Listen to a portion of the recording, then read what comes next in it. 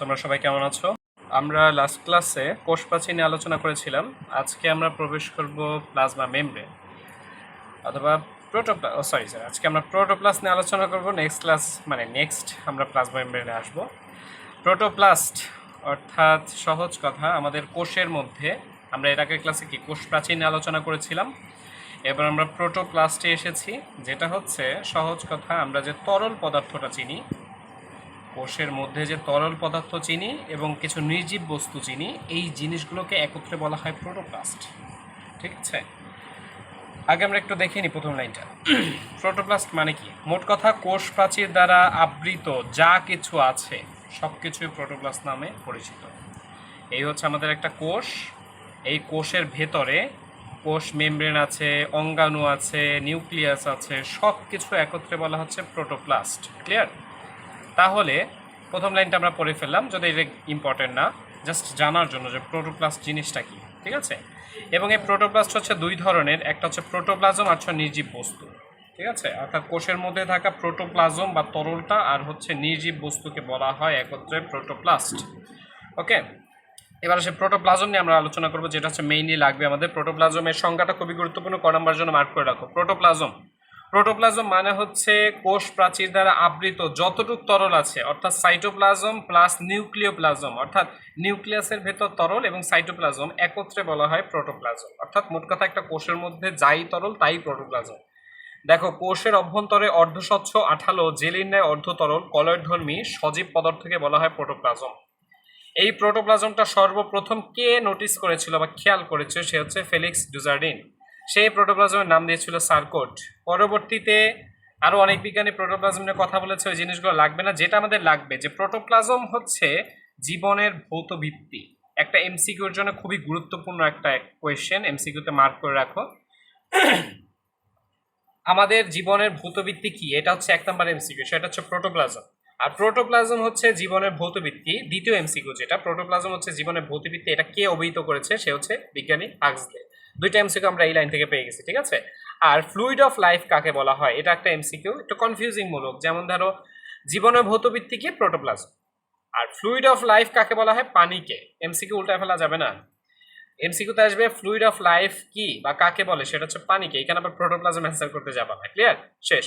Protoplasm বা এই যে কোষের মধ্যে তরল পদার্থ, এটার কিছু বৈশিষ্ট্য আছে। কি কি বৈশিষ্ট্য? অলরেডি আমরা বলে ফেলেছি যে এটা একটা অর্ধস্বচ্ছ, পুরোপুরি ক্লিয়ার না, বর্ণহীন, কোনো বর্ণ নাই, রং নাই, জেলির নেই অর্ধতরল। জেলি যেমন একটু আঠালো আঠালো, সেম ভাবে প্রোটোপ্লাজমটা হচ্ছে একটা আঠালো অর্ধতরল পদার্থ, এবং এটা দানাদার এবং কলয়ধর্মী।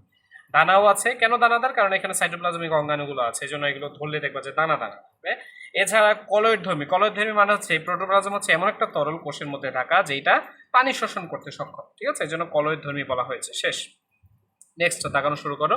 প্রোটোপ্লাজমের কিছু বৈশিষ্ট্যের মধ্যে প্রোটোপ্লাজমের চলনে চলে আসো ডিরেক্ট। প্রোটোপ্লাজম যেমন পানিতে স্রোত থাকে, পানি কখনো স্থির থাকে না, পানি সবসময় চলমান। সেমভাবে প্রোটোপ্লাজমও তো একটা কোষের মধ্যে থাকা তরল, এরও অবশ্যই গতিশীলতা আছে, এরও চলন আছে। এর চলন হচ্ছে দুই ধরনের। কিরকম দুই ধরনের? ধরে নাও কোষের মধ্যে যদি এই একটা কোষের মধ্যে যদি একটা গহ্বর থাকে, তাহলে পানি স্বাভাবিকভাবে বা তরলটা স্বাভাবিকভাবে যে কোনো একদিকে মুভ করবে, এই দিক থেকে এই দিক অথবা উল্টা দিকে। মানে সব মোট কথা এটা সার্কুলার ভাবে ঘুরবে যদি কোষ গহ্বর একটা থাকে। আর যদি কোষ গহ্বর একাধিক থাকে, যেমন কে হতে পারে? প্রাণীকোষে কি কোষ গহ্বর ছোট ছোট হলেও একাধিক কোষ গহ্বর আছে, তখন কি হয়? তখন হচ্ছে তারা এই কোষ গহ্বরকে ঘিরে হচ্ছে গিয়ে প্রোটোপ্লাজম ঘুরতেছে, এই কোষ গহ্বরকে ঘিরে প্রোটোপ্লাজম ঘুরতেছে। অর্থাৎ সহজ কথা, কোষ গহ্বর থাকলে সেখানেই সার্কুলার ভাবে প্রোটোপ্লাজম বা তরলটা ঘোরাফেরা করবে। তাহলে একটা কোষ গহ্বর থাকলে একটা সার্কুলেশন থাকবে, আর যদি একাধিক কোষ গহ্বর থাকে তাহলে সার্কুলেশন করা থাকবে, একাধিক থাকবে। ঠিক আছে, তাহলে প্রোটোপ্লাজম চলন এরকম কোষ গহ্বরের উপর ভিত্তি করে দুই প্রকারের। একটা হচ্ছে একমুখী আবর্তন, আর একটা হচ্ছে বহুমুখী আবর্তন। একমুখী আবর্তন জিনিসটা কি? যে চলনে প্রোটোপ্লাজম একটি মাত্র গহ্বরকে কেন্দ্র করে ঘুরতেছে, সেটাকে একমুখী আবর্তন বলা হয়, যেটা প্রোটোপ্লাজম দেখা যায়। যেমন উদাহরণ হিসেবে পাতার ঝিঝির কোষস্থ প্রোটোপ্লাজমের চলন, এটা একটা এমসিকিউ, ইম্পর্টেন্ট এমসিকিউ। যে একমূর্তি বা একটি গহ্বরকে কেন্দ্র করে ঘুরে এমন উদাহরণ কোনটি? সেটা হচ্ছে এমসিকিউ অপশনে থাকবে পাতার ঝিঝির দাগায় দিবা। বহুমুখীটা এরকম এমসিকিউতে আসতে দেখি না, আসে খুব কম। তারপর দেখে রাখবা এই যে ট্রান্স জিন্স, এটা সরি কি যেন টাডেসেন্টিয়া, ঠিক আছে, কঠিন একটা নাম, জাস্ট একটু মনে রাখবা। হ্যাঁ, বহুমুখী আবর্তন অর্থাৎ যে চলন, প্রোটোপ্লাজমের যে চলনটা কতগুলো মানে একাধিক কোষ গহ্বরকে কেন্দ্র করে ঘুরতেছে তাকে বহুমুখী আবর্তন বলা হবে। ঠিক আছে, এই দুই ধরনের প্রোটোপ্লাজমের চলন দেখা যায়, এটা পড়তে হবে। আর প্রোটোপ্লাজমের প্রধান অংশ আমরা অলরেডি বলছি, প্রোটোপ্লাজমের তিনটা অংশ থাকে। কি কি অংশ? সেন্টার থেকে আসো, একদম কোষের কেন্দ্রে কে থাকে? নিউক্লিয়াস। নিউক্লিয়াসের সাইডে কে থাকে? সাইটোপ্লাজম। তার সাইডে কে থাকে? কোষ ঝিল্লি। এই তিনোটা হচ্ছে একটা মানে এই তিনোটাই একত্রে প্রোটোপ্লাজমের অংশ, বা এই তিনজন মিলে একত্রে প্রোটোপ্লাজম হিসেবে আখ্যায়িত হয়েছে। ঠিক আছে, তাহলে প্রোটোপ্লাজমের অংশ কে কে? একদম কেন্দ্রে কে আছে? নিউক্লিয়াস, তারপর সাইটোপ্লাজম, তারপর হচ্ছে কোষ ঝিল্লি। এই তিনোটা একসাথে কি? প্রোটোপ্লাজম। ঠিক আছে, তাহলে আমাদের প্রোটোপ্লাজম নিয়ে আলোচনা শেষ। আমরা প্রোটোপ্লাজম অলরেডি বলে ফেলছি, এটা হচ্ছে আমাদের কোষের মধ্যে থাকা তরল পদার্থ। ঠিক আছে, ওকে, এবার প্লাজমা মেমব্রেন আসো। আমরা অলরেডি কোষ প্রাচীর নিয়ে আলোচনা করেছিলাম, এখন প্লাজমা মেমব্রেন নিয়ে আলোচনা করবো। প্লাজমা মেমব্রেনের জিনিসটা কি? তোমরা ডিম চিনো? ডিমকে সেদ্ধ করলে বাইরের যে খোসাটা সরানো হয়, ওই খোসাটাকে আমরা যদি কোষ প্রাচীর বলি, তাহলে দেখো খোসা ছাড়ানোর পরও ভেতরে একটা মাঝে মাঝে এমন রয়ে যায় যে একটা পর্দার মতো রয়ে যায়, যেটা ছিলতে পারো না ঠিক মতো, পরবর্তী সেটা আবার টেনে ছিঁড়ে ফেলো। ওইটাকে আমরা প্লাজমা ঝিল্লি বা কোষ ঝিল্লির সাথে তুলনা করতে পারি। একটা কোষ, এই যদি আমাদের সেই কোষটা হয়, এই কোষের এই বর্ডারটা হচ্ছে আমাদের কোষ প্রাচীর, আর কোষ প্রাচীরের ঠিক নিচেই আর একটা পর্দা থাকে, যেটাও পুরো কোষকে বা সাইটোপ্লাজমকে ঘিরে আছে, এটা হচ্ছে আমাদের কোষ ঝিল্লি। ঠিক আছে, এই কোষ ঝিল্লিটা দেখতে কেমন, কে কিভাবে আবিষ্কার করেছে, এইসব বিষয় নিয়ে আমরা এখন আলোচনা করব। ঠিক আছে, খেয়াল করো, কোষ ঝিল্লি নিয়ে আমরা একটু আলোচনা করি। রংটা আমি একটু চেঞ্জ করে নিই। ঠিক আছে, কোষ ঝিল্লিতে আসো। কোষ ঝিল্লি নিয়ে যদি আলোচনা করতে হয়, কোষ ঝিল্লিটা কে কোথায় আবিষ্কার করেছে? ফার্স্ট অফ অল কোষ ঝিল্লির সংজ্ঞাটা, যে প্রতিটি সজীব কোষের প্রোটোপ্লাজম একটি সূক্ষ্ম স্থিতিস্থাপক বৈষম্যবেদ্য লিপোপ্রোটিন দ্বারা গঠিত বা আবৃত, যে দ্বিস্তরী একটা ঝিল্লি, অর্থাৎ প্রোটোপ্লাজম কয় স্তরী? দুইটা স্তর। ঠিক আছে, দুইটা স্তর দ্বারা আবৃত থাকে, তাকে প্লাজমা মেমব্রেন বা কোষ ঝিল্লি বলা হয়। এই প্লাজমা মেমব্রেন বা কোষ ঝিল্লি আবিষ্কারের পর এটার নাম যে কোষ ঝিল্লি বা প্লাজমা মেমব্রেন হবে, এইটা কোন বিজ্ঞানী নামকরণ করেছে? সেটা হচ্ছে কার্ল নাগেলি। কার্ল নাগেলি বা ক্র্যামার, এই দুইজন মিলে হচ্ছে এই ঝিল্লিটার নাম প্লাজমা মেমব্রেন রেখেছিল। ঠিক আছে, আচ্ছা, প্রাণী কোষে প্লাজমা ঝিল্লি ভালো দেখা যায়, বা প্লাজমা ঝিল্লিটা মূলত প্রাণী কোষের উদাহরণ, উদ্ভিদ কোষেও থাকে, বাট অত বেশি সুগঠিত না। আচ্ছা, ভৌত গঠনে চলে যাও। ভৌত গঠন, একটা কোষ ঝিল্লি দেখতে কেমন? এই যে দেখো, আমি যদি একটা কোষ আঁকি, এই যে ভেতরে থাকা যে ঝিল্লিটা, এই ঝিল্লিটাকে একটু কাট করে আমি এই জায়গাটায় বসাইলাম, দেখো কোষ ঝিল্লিটা দেখতে কেমন, বুঝে গেছে? কোষ ঝিল্লি আসলে এরকম লম্বা হলেও কোষ ঝিল্লির একটা ছোট খণ্ড আমি কেটে তোমাদের দেখাইলাম যে কোষ ঝিল্লি আসলে দেখতে এমন। কোষ ঝিল্লির দুইটা লেয়ার থাকে, আমরা অলরেডি বলছি যে এটা কয়টা লেয়ার থাকে? দুইটা লেয়ার থাকে, দুইটা স্তরই হয়ে থাকে। এই হচ্ছে একটা স্তর, আর এই হচ্ছে আর একটা স্তর। এই দুইটা স্তর একত্রে মিলে পুরো কোষের প্রাচীর বা ঝিল্লিটা তৈরি করছে। ঠিক আছে, আচ্ছা, কোষ ঝিল্লির মধ্যে কি কি আছে আমরা দেখি। কোষ ঝিল্লির মধ্যে দুইটা স্তর আছে, একটা হচ্ছে প্রোটিন স্তর আর একটা হচ্ছে লিপিড স্তর। ঠিক আছে, প্রোটিন স্তর, লিপিড স্তর, তাই এটাকে প্রোটিন লিপিড বাইলেয়ারও বলা হয়। হ্যাঁ, আচ্ছা, সর্বপ্রথম এই কোষ ঝিল্লির এই ছবিটা এঁকেছিল একটা মানে দুইজন বিজ্ঞানী, সে হচ্ছে ড্যানিয়েল ডেভসন। মানে কোষ ঝিল্লি দেখতে কেমন সেই নিয়ে সর্বপ্রথম এই চিত্রটা অঙ্কন করছিল ড্যানিয়েল ডেভসন। দেখো, অনেকটা স্যান্ডউইচের মতো দেখতে, এই যে দুইটা রুটির মাঝখানে মনে হয় যে কিছু মাংস টাংস দিয়ে চাপা দিয়ে রাখছে, তাই অনেকটা স্যান্ডউইচের মতো দেখতে, তাই বিজ্ঞানীরা এর নাম স্যান্ডউইচ মডেল হিসেবেও মানে পরিচিতি দিয়েছিল। ঠিক আছে, তো স্যান্ডউইচ মডেল লাগছে দেখতে এমন। ঠিক আছে, এরপরে এই কোষ ঝিল্লিটা আসলে কেমন সেটা নিয়ে অনেক বিজ্ঞানী অনেক রকমের ছবি বা হচ্ছে গিয়ে তোমার মডেল অঙ্কন করে মানুষের সামনে উপস্থাপন করেছে। তার মধ্যে একজন আছে এই বেনসন মডেল, বিজ্ঞানী বেনসন মডেল আবিষ্কার করেছে। তারপর হচ্ছে লিনার্ড এবং সিঙ্গার মিলে লিনার্ড সিঙ্গার মডেল আবিষ্কার করেছে। রবার্টসনও একটা মডেল আবিষ্কার বা চিত্র অঙ্কন করেছিল, সেটা হচ্ছে ইউনিট মেমব্রেন হাইপোথিসিস। এটার উপরে একটা স্টার দিয়ে রেখে এমসিকিউতে আসে যে ইউনিট মেমব্রেন হাইপোথিসিস মডেলটা মানে প্লাজমা মেমব্রেনটা কে সর্বপ্রথম উপস্থাপন করেছে? রবার্টসন। ঠিক আছে, এমসিকিউতে আসে। সিঙ্গার এবং নিকলসনের উপর 3 স্টার দিয়ে রাখো। সিঙ্গার এবং নিকলসনের কোন মডেল, তারা কোন মডেল উপস্থাপন করেছিল কোষ ঝিল্লি? সেটা হচ্ছে ফ্লুইড মোজাইক মডেল। আসে যে ফ্লুইড মোজাইক মডেল সর্বপ্রথম প্রস্তাব করে কারা? সিঙ্গার এবং নিকলসন। ইউনিট মেমব্রেন কে সর্বপ্রথম উপস্থাপন করে? রবার্টসন। তারপরে হচ্ছে উপরের দিকে যেটা বললাম স্যান্ডউইচ মডেল কে করেছিল? Sandwich model Daniel Davson. এই তিনটা এমসিকিউ খুব ভালোভাবে মুখস্থ রাখতে হবে। এখন আসো, এতগুলা মডেল তো বানাইলো, লিখলো, ছবি আঁকলো, মানুষের সামনে উপস্থাপন করলো, বাট কোনটা বেটার ছিল? সবাই তো কোরঝিলি ছবি এঁকেছে, কোরঝিলি আসলে দেখতে কেমন। তার মধ্যে সবচেয়ে সবচেয়ে প্রসিদ্ধ, সবচেয়ে সুন্দর ঝিল্লিটা ছিল হচ্ছে সিঙ্গার এবং নিকলসনের, যারা ফ্লুইড মোজাইক মডেল একটা মডেল তৈরি করেছিল, যেখানে কোরঝিলির ছবিটা অনেক সুন্দরভাবে ছিল। দেখো তারা কেমন ছবি এঁকেছিল। এই হচ্ছে তাদের প্রস্তাবিত মডেলটা, যে কোরঝিলি আসলে দেখতে এমন, এবং এইটাই আসলে কারেক্ট, কারণ এখানে অনেক ডিটেলস আছে। ঠিক আছে, যে কোরঝিলিটা দেখতে এমন। আচ্ছা, আসো দেখি ফ্লুইড মোজাইক মডেল নিয়ে আমরা আলোচনা করি। ফ্লুইড মোজাইক মডেল কি? ওই সিঙ্গার এবং নিকলসনের আঁকা একটা কোরঝিলির ছবি। হ্যাঁ, তাহলে দেখো ফ্লুইড মোজাইক মডেল সর্বপ্রথম কে অঙ্কন করেছিল? সিঙ্গার এবং নিকলসন। এই যে এই ছবিটা, ঠিক আছে। এই ছবিতে তারা বলেছে যে এই ছবিটাকে, মানে এই মডেলটাকে দুইটা জিনিসের সাথে তুলনা করেছে। একটা হচ্ছে হিমশৈলীর সাথে, আরেকটা হচ্ছে আইসবার্গ মডেল। ঠিক আছে, এমসিকিউতে সুন্দরভাবে চলে আসবে যে ফ্লুইড মোজাইক মডেলকে কোন মডেলের সাথে তুলনা করা হয়েছিল? আইসবার্গ মডেলের সাথে। এছাড়াও আবার আসবে যে এই ফ্লুইড মোজাইক মডেলটা কার সাথে তুলনা করেছে? এমসিকিউতে হিমশৈলী থাকবে, হিমশৈলীর উপরে তোমরা টিক দিবা। ঠিক আছে, এবার আসো, এইটা হচ্ছে আমাদের একটা সিকিউর পার্ট, যে ফ্লুইড মোজাইক মডেল মানে কোষ ঝিল্লির ছবি চিত্রসহ অঙ্কন করে, এটা গ নাম্বারে আসবে, এটা মার্ক করে রাখো। ঠিক আছে, এটা একটা গ নাম্বারের কোয়েশ্চেন, যে ফ্লুইড মোজাইক মডেল এর ছবি বা কোষ ঝিল্লির ছবি চিত্রসহ অঙ্কন করো। তখন তোমরা এই চিত্রটা আঁকতে হবে, কিছু করার নাই, এই চিত্রটা তোমরা প্র্যাকটিস করবা। ঠিক আছে, বইয়ের মধ্যে কোন কোন চিত্র লাগবে সেগুলো আমি মার্ক করে দিচ্ছি এবং দিব সামনে। তোমরা সেই চিত্রগুলো এখন থেকে প্র্যাকটিস শুরু করবে, কারণ এগুলো সিকিউতে আসবে। যেগুলো সিকিউতে আসবে না সেগুলো আমি দিব না। ওকে, এই চিত্রটা আঁকবে এবং এখন তোমাদের গ নাম্বারে যেটা আসবে লিখবা কি? লিখবা হচ্ছে এই যে দেখো, এখন তুমি মডেল আঁকছো, মডেলের ব্যাখ্যা দিবা।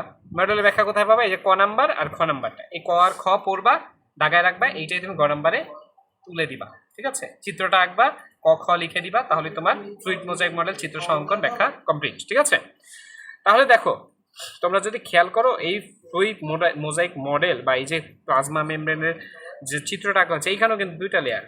স্বাভাবিক, তারা হচ্ছে গিয়ে যা আঁকবে সব একই হবে, কারণ আলটিমেটলি কোরঝিলির ছবি আঁকতেছে। ঠিক আছে, তাহলে দুইটা লেয়ার দেখা যাচ্ছে। দুইটা লেয়ারকে কি বলা হচ্ছে? Phospholipid bilayer. হ্যাঁ, ফসফোলিপিড, কারণ এগুলো ফসফেট আর লিপিড দ্বারা গঠিত। এই যে একটা লেয়ার, এই একটা লেয়ার, কি আছে? Phospholipid bilayer. এই ফসফোলিপিড বাই লেয়ার সম্পর্কে একটু লিখবা। তারপর হচ্ছে দেখো তো, এই মেমব্রেনের মাঝখানে মাঝখানে এই যে প্রোটিন আছে, দেখছো? এই প্রোটিন কণাগুলো আছে, এই প্রোটিন কণা কি কি আছে সেইগুলো নিয়ে ব্যাখ্যা করবা, তাহলে তোমার চিত্র সহ ব্যাখ্যা কমপ্লিট একটা কোষ ঝিল্লি। ঠিক আছে, তাহলে দেখো ফসফোলিপিড বাইলেয়ারে যা যা দাগাবা, যে ফসফোলিপিড বাইলেয়ার হচ্ছে যে এই কোষ ঝিল্লিটা বা ফ্লুইড মোজাইক মডেলটা 2 স্তর বিশিষ্ট লিখবা, ফসফোলিপিড অণু দ্বারা গঠিত লিখবা। এবং এইখানে কি থাকে? এইখানে হচ্ছে গিয়ে তোমার দুটি নন পোলার ফ্যাটি অ্যাসিড লেজ বা টেইল থাকে এবং পোলার মাথা থাকে। অর্থাৎ এই যে টেলগুলা, এই যে লেজগুলা দেখতেছো, এই যে লেজগুলা, এই লেজগুলা হচ্ছে গিয়ে তোমার কি নন পোলার। নন পোলার মানে হচ্ছে গিয়ে পানি বিকর্ষী, ওরা পানি পছন্দ করে না, পানিকে বিকর্ষণ করে। আর ফসফেট, পোলার ফসফেট মাথা, অর্থাৎ এই যে গোলগুলা দেখতেছো এগুলো হচ্ছে সব মাথা, এবং এগুলো কি পোলার। পোলার মানে কি? পানির প্রতি আকর্ষী। ঠিক আছে, ওরা পানিকে পছন্দ করে, এই হচ্ছে বিষয়। এই জন্য একে ফসফোলিপিড বাইলেয়ার বলা হয়। এতটুকু ব্যাখ্যা করবা। দেন হচ্ছে মেমব্রেন প্রোটিন, মাঝখানে মাঝখানে কিছু প্রোটিন আছে। দেখো তো, আমরা ছবিটার দিকে তাকাই, দেখো তুমি যদি এখানে দেখো যে এই যে বড় প্রোটিনটা, এটার নাম কি? Integral protein. এই যে ছোট প্রোটিনটা, এটার নাম পেরিফেরাল প্রোটিন। এরকম কিছু প্রোটিন আছে। এই 3 ধরনের প্রোটিন থাকে এখানে। দেখো তো কি কি প্রোটিন আছে? একটা হচ্ছে ইন্টিগ্রাল প্রোটিন, একটা হচ্ছে পেরিফেরাল প্রোটিন, আর একটা হচ্ছে লিপিড সমৃদ্ধ প্রোটিন। চেষ্টা এগুলো লিখে দিবা সুন্দরভাবে, মার্কস চলে আসবে। তাহলে গ নাম্বার একটা সিকিউ সলভ করলাম। আর কিন্তু এটা এমসিকিউর জন্য ইম্পর্টেন্ট, যে কোষ ঝিল্লিতে কি কি মেমব্রেন থাকে, তাহলে এই প্রোটিন থাকে, এই প্রোটিনগুলো কিন্তু মুখস্থ থাকতে হবে। হ্যাঁ, শেষ। এখন সব মেমব্রেন প্রোটিনের কাজ, এগুলো তোমরা পারো, যে এগুলা এই যে দাগানো জিনিসগুলো একটু পড়বা। এনজাইম হিসেবে কাজ করে, ক্যারিয়ার হিসেবে কাজ করে, রিসেপ্টর হিসেবে কাজ করে, জাস্ট এগুলো মনে রাখবা। হ্যাঁ, কোলেস্টেরল হচ্ছে এক প্রকার স্টেরয়েড। এই যে দেখো এদের এখানে কোলেস্টেরল আছে, কোষঝিল্লিতে কোলেস্টেরল আছে, পাইছো? এই যে দেখো কোলেস্টেরল, কোষঝিল্লিতে কোলেস্টেরল আছে। তো কোলেস্টেরল সম্পর্কে একটু ব্যাখ্যা দেওয়া লাগে, কিন্তু ব্যাখ্যা বেশি আসে না। মনে রাখবা যে কোলেস্টেরল হচ্ছে এক ধরনের, মানে এটা ফ্যাট বা তেল হিসেবে আমরা তো জানি যে কোলেস্টেরল মানে তেল, আসলে এই জিনিসটা না, এটা হচ্ছে এক ধরনের স্টেরয়েড। ঠিক আছে, যেটা আসলে ফ্যাটের একটা উপজাত। হ্যাঁ, আচ্ছা, প্রাণী কোষে এই কোলেস্ট্রলের পরিমাণ বেশি থাকে। স্বাভাবিক, আমরা যা খাওয়া দাওয়া করি, চর্বি জাতীয় খাবার আমরাই খাই, তো কোলেস্ট্রল আমাদের দেহেই জমা হবে। ঠিক আছে, আচ্ছা শেষ। এবার কোষঝিলির রাসায়নিক উপাদান একটু পড়বা, যে কোষঝিলিতে প্রোটিন থাকে 60 থেকে 80%। তারপরে এইটার শুষ্ক ওজনের প্রায় 75 ভাগই হচ্ছে লিপিড। শুষ্ক ওজন মানে কি জানো? শুষ্ক ওজন মানে হচ্ছে কি কোষঝিলি থেকে তুমি পানি একদম বের করে ফেলবা, পানি বের করার পরে তুমি যদি এটাকে বিশ্লেষণ করো দেখবা যে 75 ভাগে লিপিড, মানে চর্বি জাতীয় জিনিস। ঠিক আছে, এগুলি পড়বা। এই দাগানো জিনিসগুলো একটু দাগিয়ে নিও, পড়ো। আর হচ্ছে কোষঝিলির কাজে চলে যাও। কোষঝিলির কাজ কি? কোষঝিলির কাজ হচ্ছে কি, সবচেয়ে বড় কথা হচ্ছে কোষকে আবৃত করে আছে, তাই না? তো কোষীয় সকল বস্তুকে ঘিরে আছে। তারপর হচ্ছে প্রতিকূল অবস্থায় অভ্যন্তরীণ বস্তুকে রক্ষা করে, স্বাভাবিক। এই যে আমি আমার হাতে একটা আঘাত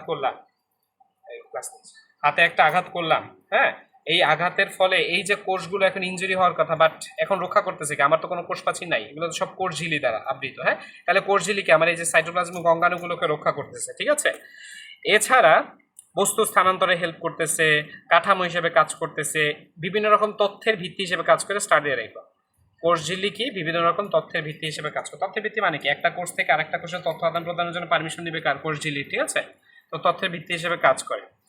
এই জিনিসগুলো একটু পড়ো, দাগানের জিনিসগুলো পড়লাম, শেষ।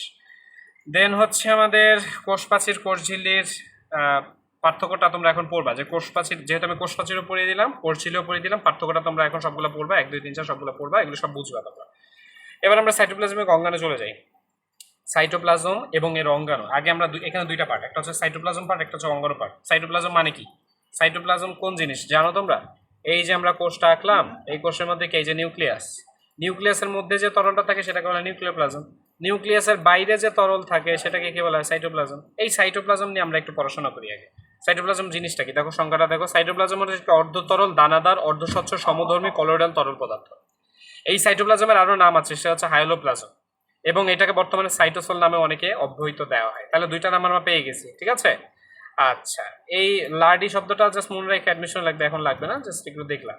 এই সাইটোপ্লাজম এর আপেক্ষিক গুরুত্ব পানির অপেক্ষা বেশি, মানে কি? পানির থেকে একটু বেশি ঘন, এটা হচ্ছে বিষয়। হ্যাঁ, সাইটোপ্লাজমের কাজে চলে যাও। সাইটোপ্লাজমের কাজ কি? সাইটোপ্লাজম হচ্ছে বিভিন্ন ক্ষুদ্রান্ত ধারণ করে। এই যে অঙ্গাণুগুলো, মাইটোকন্ড্রিয়া, এন্ডোপ্লাজম, রেটিকুলাম, নিউক্লিয়াস, এই জিনিসগুলোকে ধারণ করতেছে কি? সাইটোপ্লাজম। সব তো সাইটোপ্লাজমের মধ্যেই থাকে, তাই না?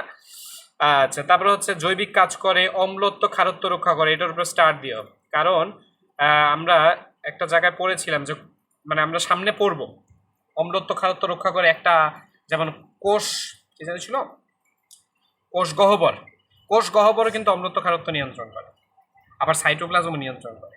এখন যদি কোশ্চেনে আসে যে অম্লত্ব খারত্ব নিয়ন্ত্রণ করে কে, অপশনে যদি কোষ গহ্বর আর সাইটোপ্লাজম দুইটাই থাকে, তোমরা সাইটোপ্লাজম রাখবে। ঠিক আছে, এই যে সাইটোপ্লাজম স্টার দিয়ে রাখো, যে সাইটোপ্লাজম হচ্ছে কোষের অম্লত্ব খারত্ব নিয়ন্ত্রণ করে, যেন এটা বেশি অ্যাসিডিকও হয়ে না যায়, ক্ষারীয় হয়ে না যায়, সেই জিনিস নিয়ন্ত্রণ করে থাকে। ঠিক আছে, বজ্র নিষ্কাশনে হেল্প করে। একটা কোষের মধ্যে যে বজ্র উৎপন্ন হচ্ছে সেই জিনিসগুলা বের করে দিতে এই সাইটোপ্লাজম ভূমিকা রাখছে। পরিবেশের উত্তেজনায় সাড়া দেয়, এটা দাগ দিবা। ঠিক আছে, এই টনোপ্লাস্ট সংখ্যাটা সামনে আমরা পাবো, এখনই এখানে দাগানে জাস্ট দাগায় রেখো যে আমরা জানি এই হচ্ছে আমাদের কোষের মধ্যে এই যে গহ্বর, কোষ গহ্বর, এই কোষ গহ্বরের যে মেমব্রেন বা প্রাচীর বা ত্বক, এইটাকেই বলা হয় টনোপ্লাস্ট। ঠিক আছে, এই যে সাইটোপ্লাজমের ভিতরে কোষ গহ্বরের চারদিকে অত্যন্ত পাতলা পর্দার মতো যা থাকে সেটাকে টনোপ্লাস্ট বলা হয়। ক্লিয়ার? এটা পড়বে, এটা ক নাম্বারে আসে? টনোপ্লাস্টটা ক নাম্বারের জন্য মার্ক করে রেখো, টনোপ্লাস্ট ক নাম্বারের জন্য মার্ক করে রেখো। ঠিক আছে, ক নাম্বার কোশ্চেন আসে টনোপ্লাস্ট কাকে বলে। আচ্ছা, সাইটোপ্লাজমে কি কি থাকে? সাইটোপ্লাজমে জৈব অজৈব পদার্থ থাকে, জাস্ট এগুলো দাগ দিয়ে রাখো, গুরুত্বপূর্ণ জিনিসটা। আচ্ছা, শ্বসনের অনেকগুলো পর্যায় আছে আমরা জানি, কে কি? শ্বসন মানে কি? শ্বসন মানে হচ্ছে কি, এই যে আমরা খাওয়া দাওয়া করতেছি কেন? শক্তি উৎপন্ন করার জন্য। শক্তি উৎপন্ন হবে কোথায়? আমরা যা খাবার দাবার খাচ্ছি সেটা আমাদের ইন্টেস্টাইনে যাচ্ছে, পেটে যাচ্ছে, পেটে যাওয়ার পর সেগুলো বিভিন্ন কোষে যাচ্ছে নিউট্রিয়েন্টস হিসেবে।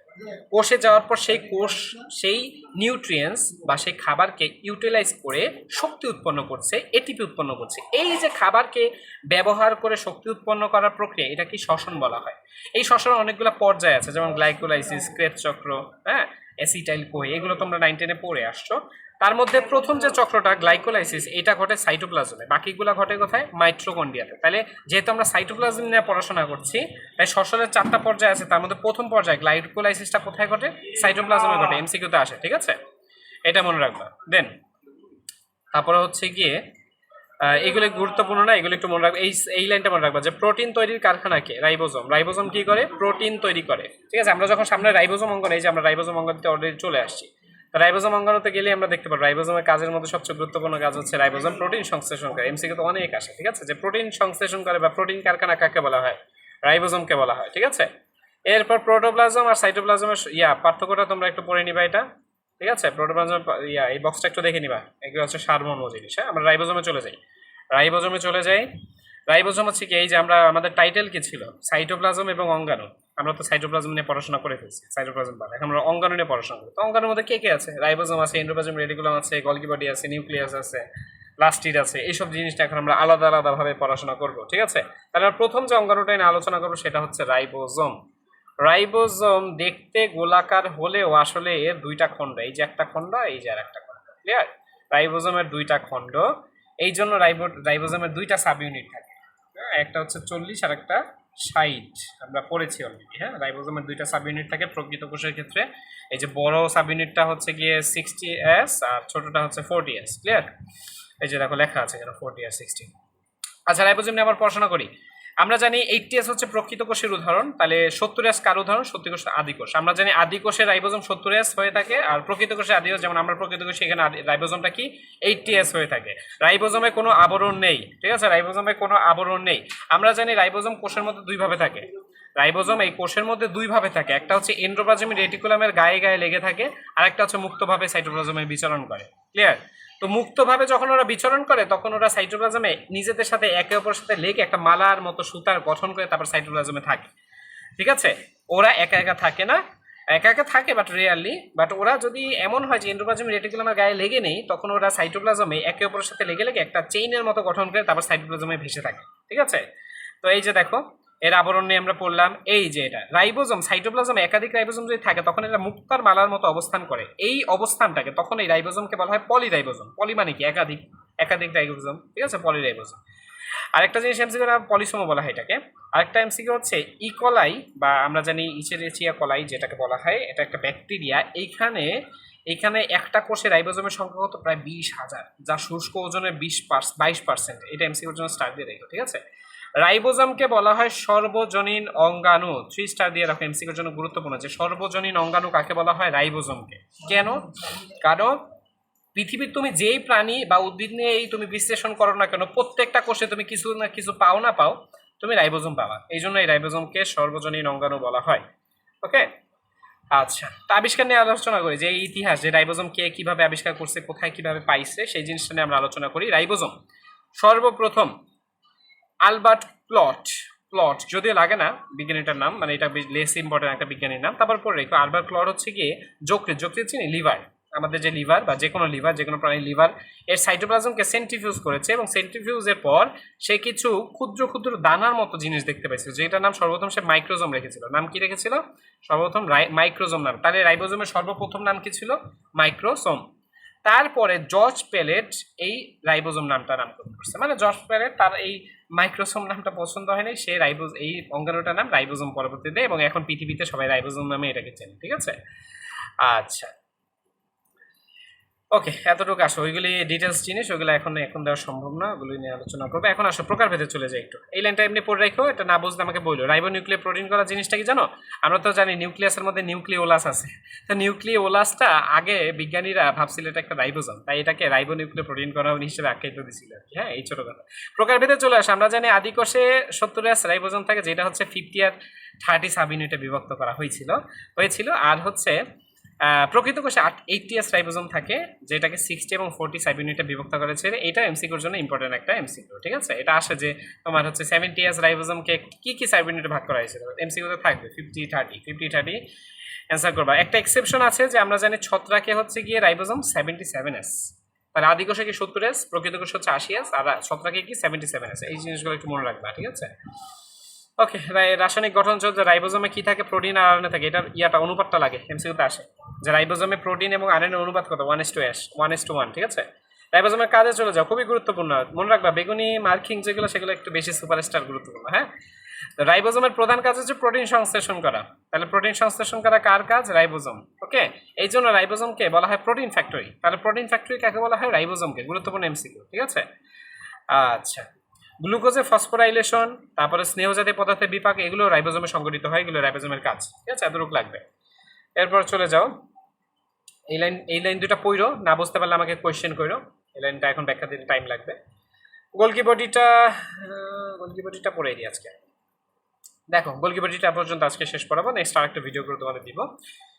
গোলকি বডিতে চলে আসো। গোলকি বডি সর্বপ্রথম আবিষ্কার করেছে ক্যামিলো গোলকি। বিজ্ঞানীর নাম ছিল ক্যামিলো গোলকি, সে গোলকি বডি কোষের মধ্যে নোটিস করছে, নাম দিতেছে গোলকি বডি, ঠিক আছে, নিজের নাম অনুসারে। তাহলে গোলকি বডি সর্বপ্রথম, এই যে গোলকি ক্যামিলো গোলকি সর্বপ্রথম পেঁচা এবং বিড়ালের স্নায়ুকোষ নিয়ে গবেষণা করতেছিল, এবং গবেষণা করার সময় সে দেখলো যে এইরকম স্ট্রাকচারের কিছু জিনিস কোষের মধ্যে দেখা যাচ্ছে, তখন সে এটার নাম গোলকি বডি নামকরণ করেছে। এবং এই ক্যামিলো গোলকি তোমার হচ্ছে গিয়ে যে স্নায়ুতন্ত্র গঠনের উপর গবেষণা করে নোবেল পুরস্কার পাইছে। স্নায়ুতন্ত্র মানে কি, যে নিউরনের ছবি টবি এইসব নিয়ে গবেষণা করে সে নোবেল প্রাইজ পেয়েছে। সে কিন্তু গোলকি বডি আবিষ্কারের জন্য নোবেল প্রাইজ পায় না, মনে রাখতে হবে। হ্যাঁ, এই গোলকি বডির আরও কিছু নাম আছে, 3টা নাম আছে। গোলকি বডির 3টা নাম আছে, ডিকটায়াসম, ইডিওসম, লাইপোকন্ড্রিয়া। মনে রাখতে হবে, এমসিকিউতে আসে, ঠিক আছে। খুবই গুরুত্বপূর্ণ একটা এমসিকিউ যে গোলকি বডিকে কি বলা হয়। গোলকি বডিকে কোষের ট্রাফিক পুলিশ বলা হয়। খুবই 3 স্টার ইম্পর্টেন্ট একটা এমসিকিউ যে কোষের ট্রাফিক পুলিশ কাকে বলা হয়, গোলকি বডিকে বলা হয়, ঠিক আছে। আচ্ছা, গোলকি বডিতে কয়েকটা স্ট্রাকচার লক্ষ্য করা যায়। দেখুন লম্বা লম্বা সিস্টার্না লক্ষ্য করা যায়, দেখছো। তারপরে গোল গোল ভেসিকল লক্ষ্য করা যায়, যে গোল গোল ভেসিকল আছে। এরকম কিছু স্ট্রাকচার একত্রে মিলিত হয়ে গোলকি বডি তৈরি করেছে। আচ্ছা দেখো এখানে লাইনটা দেখো, যে গোলকি যন্ত্রে যে চ্যাপ্টা বা চৌবাচ্চার মতো যে জিনিসটা দেখা যায়, যে চ্যাপ্টা চৌবাচ্চার মতো যে জিনিসগুলো দেখা যায়, এগুলোকে সিস্টানি বলা হয়, ঠিক আছে। এতটুকু লাগবে। আর একটু মনে রাখবা যে এই যদি আমাদের কোষ হয়, এই যদি নিউক্লিয়াস হয়, নিউক্লিয়াসের কাছে যে অবস্থিত যে অংশ সেটাকে বলা হয় তোমার সিস ফেস। আর এটা কি কোষ ঝিলি না, কোষ ঝিলির কাছে অবস্থিত যে মানে যে সাইডটা, সেই সাইডকে বলা হয় ট্রান্সফেস, ঠিক আছে। এতটুকু মনে রাখবে, ট্রান্সফেস বলা হয়। এতটুকু পড়বা। গোলকি বডি সম্পর্কে শেষ হলো। আমরা হচ্ছে একটু রাসায়নিক ধরনের, গোলকি বডিতে 60% প্রোটিন থাকে, এতটুকু মনে রাখবো। গোলকি বডির কাজে চলে আসো। গোলকি বডির কাজ আবার গুরুত্বপূর্ণ, এবং এখানে আরেকটা গুরুত্বপূর্ণ লাইন আছে। অলরেডি আমরা পড়ছি যে গোলকি বডিকে কি বলা হয়, কোষের ট্রাফিক পুলিশ বলা হয়। এছাড়াও আরেকটা জিনিস আছে, গোলকি বডিকে কার্বোহাইড্রেট ফ্যাক্টরিও বলা হয়। এখানে 3 স্টার দিয়ে রাখো, ঠিক আছে। এগুলো একদম সুপারস্টার এমসিকিউ। আচ্ছা, গোলকি বডির কাজ আসো। এ হচ্ছে লাইসোসোম আর ভিটামিন তৈরি করে। সামনে আমরা লাইসোসোম নিয়ে পড়াশোনা করবো, তাহলে এই যে লাইসোসোম অঙ্গাণুটা একে তৈরি করে কে, গোলকি বডি তৈরি করে। ক্লিয়ার? তাহলে লাইসোসোম এবং ভিটামিন তৈরি করা হচ্ছে গোলকি বডির একটা কাজ। দেন হচ্ছে নন প্রোটিন, প্রোটিন সংশ্লেষণ করে কে, রাইবোজোম। তাহলে অপ্রোটিন সংশ্লেষণ করে, অপ্রোটিন মানে কি, যে প্রোটিন না, মানে কার্বোহাইড্রেট আর লিপিড, একে সংশ্লেষণ করে কে, গোলকি বডি। শেষ। কিছু এনজাইম বা প্রাণরস সংশ্লেষণ করে, গোলকি বডি সংশ্লেষণ করে থাকে। তারপরে অলরেডি আমরা বলছি যে কার্বোহাইড্রেট ফ্যাক্টরি বলা হয় এটাকে।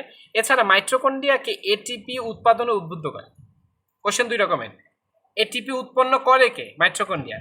আর এটিপি উৎপন্নে উদ্বুদ্ধ করে কে, উদ্বুদ্ধ মানে কি, একটু লাড়াচাড়া দিই মাইটোকন্ড্রিয়াকে, এই মাইটোকন্ড্রিয়া তুই একটু শক্তি উৎপন্ন কর, এরকম উদ্বুদ্ধ করে কে, সে হচ্ছে গোলকি বডি। মানে ওকে একটু হেল্প করে বা ওকে একটু নোটিফাই করে যে ভাই তুই শক্তি উৎপন্ন কর। আচ্ছা, দেন হচ্ছে শুক্রাণুর একরোজোম তৈরিতে সহায়তা করে। অলরেডি আমরা বলছি, যারা হচ্ছে পুরাতন এবং ভিডিওটা দেখতেছো তোমরা হয়তো জানো যে শুক্রাণুর লেস একরোজোম তৈরি করা হচ্ছে গোলকি বডি, শুক্রাণুর লেস তৈরি করছে হচ্ছে গিয়ে সেন্ট্রিওল, আর শুক্রাণু গঠন করা হচ্ছে মাইটোকন্ড্রিয়া। এটা তোমরা এই জায়গায় বইয়ের পাশে বা উপরে হচ্ছে একটু লিখে রাখো, 3টা জিনিস একসাথে, যে শুক্রাণুর একরোজোম তৈরি করে গোলকি বডি, শুক্রাণুর লেস তৈরি করে সেন্ট্রিওল, আর শুক্রাণু গঠন করে হচ্ছে মাইটোকন্ড্রিয়া। একসাথে লিখে রাখো, তাহলে এমসিকিউতে কনফিউশন লাগবে না শুক্রাণু সম্পর্কে কোনো এমসিকিউ আসলে। শেষ।